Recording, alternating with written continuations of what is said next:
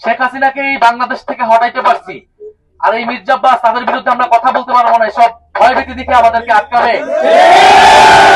প্রতিদ্বন্দ্বিতাকে শত্রুতায় পরিণত করব না। মির্জা আব্বাস সাহেবও কোনো ভুল ত্রুটি উঠবে না, কোনো সমালোচনা উঠবে না।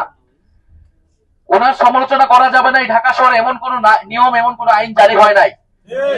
আর আমরা গণঅভ্যুত্থান করে আসা মানুষ, শেখ হাসিনাকে এই বাংলাদেশ থেকে হটাইতে পারছি, আর এই মির্জা আব্বাস তাদের বিরুদ্ধে আমরা কথা বলতে পারবো না। সব ভয়ভীতি দেখে আমাদেরকে আটকাবে।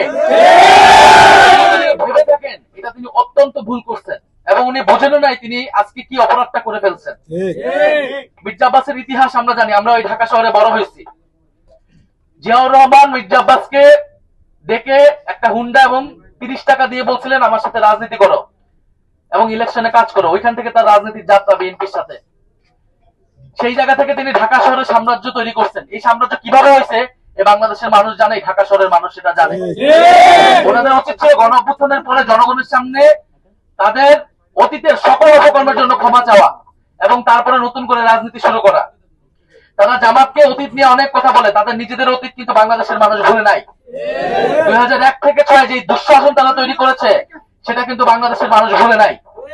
ফলে অতীত ধরে কথা বলতে সবার অতীত ধরে কিন্তু আমরা কথা বলা শুরু করবো। ফলে মির্জা আব্বাস সাহেবের প্রতি আমাদের আহ্বান থাকবে, অনুরোধ থাকবে, আগে যা করছেন সেই আচরণ যদি পরিত্যাগ করতে না পারেন তাহলে কিন্তু এবার নির্বাচনে এটার পরিণতি ভালো হবে না।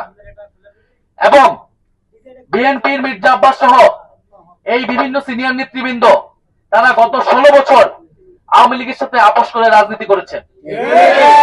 আপনারা দেখবেন তাদের বেশিরভাগের ব্যবসা বাণিজ্য সবকিছু আওয়ামী লীগের লোকদের সাথে সংশ্লিষ্ট, এবং তারা নিজেদের ব্যবসা বাণিজ্য অর্থ সম্পত্তি টিকানের লোভে, টিকানের কারণে, নিজেদের স্বার্থের কারণে তারা হোল হার্টেডলি কখনো রাজপথে নামে নাই, মাঠে নামে নাই।